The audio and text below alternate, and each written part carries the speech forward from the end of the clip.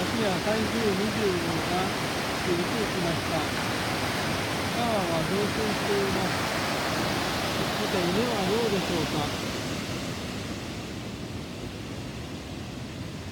犬は無事に立っています。少し横を向いていますが、しばらくすると起きてきます。